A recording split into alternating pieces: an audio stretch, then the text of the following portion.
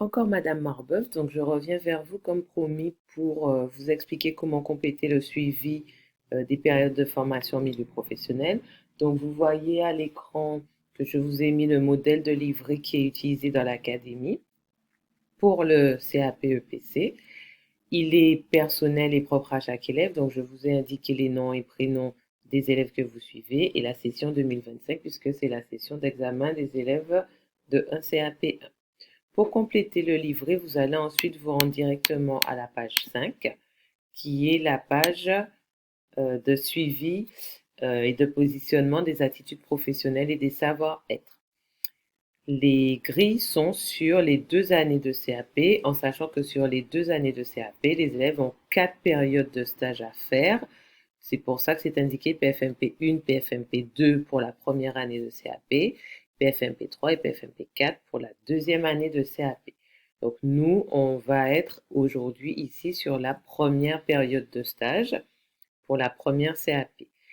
Il faut donc compléter les attitudes et les savoir-être en mettant une croix dans les cases qui correspondent pour chaque attitude à une maîtrise insuffisante, fragile, satisfaisante, très bonne maîtrise ou non évaluée, puis à indiquer un commentaire en fonction de ce que va nous dire le tuteur.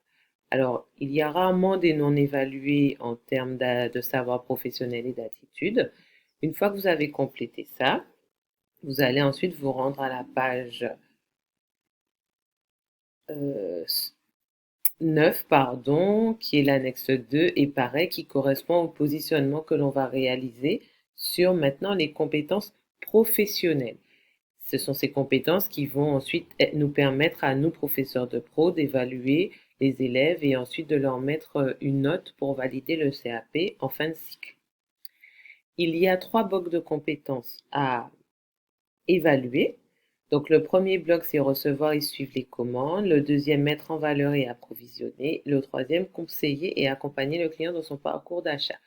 Pour pour chacun des blocs de compétences, il y a des compétences spécifiques et pour chacune de ces compétences, il faut cocher est-ce que l'élève a été non évalué, est-ce qu'il est en maîtrise insuffisante, fragile, satisfaisante ou très bonne maîtrise. Il est rare qu'un élève, sur sa première période de stage, soit en très bonne maîtrise. En tout cas, le positionnement se fait par le tuteur. Vous écoutez ce qu'il a à vous dire, vous mettez une croix. On ne met pas de croix au milieu, c'est soit c'est l'un ou c'est l'autre. Et puis ensuite, il faut impérativement mettre une appréciation et demander au tuteur ce sur quoi l'élève devra travailler pour s'améliorer lors des prochaines périodes de stage. Ensuite, vous allez à la page bilan, donc qui est à la page 11. Pour la première PFMP, on complète la date, on écrit le nom de l'entreprise qui a accueilli l'élève, on met le nom du tuteur, sa fonction, est-ce qu'il y a eu des retards, éventuellement date et le pourquoi, mais est-ce qu'il y a eu des retards.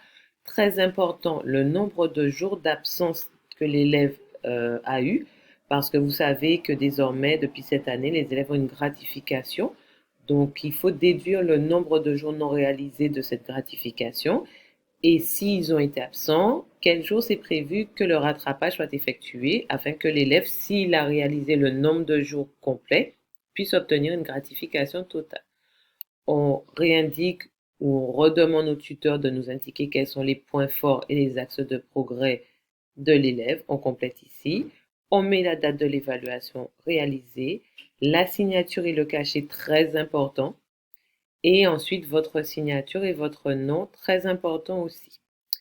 Enfin, vous allez à la dernière page, l'avant-dernière page plutôt, et on complète ici parce que c'est très important, c'est ce qui sera dans le dossier d'examen de l'élève qu'on va vérifier pour valider le nombre de jours de stage réalisés, en sachant que les élèves de 1 CAP doivent faire 14 semaines de stage sur 2 ans.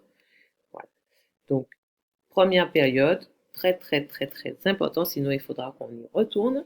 Il faut mettre le nom, l'adresse et le cachet de l'entreprise, la nature de l'activité, c'est-à-dire qu'est-ce qu'ils vendent, le nombre de semaines de stage réalisées, donc pour nous c'est 3 semaines, du 22 janvier 2024 au 10 février 2024, en mettant le nom du tuteur et sa signature. Et puis, bien évidemment, ça c'est l'explication pour la première période de stage, mais à reproduire pour les périodes de stage suivantes. Voilà, je vous remercie de votre attention et de votre aide précieuse. À bientôt.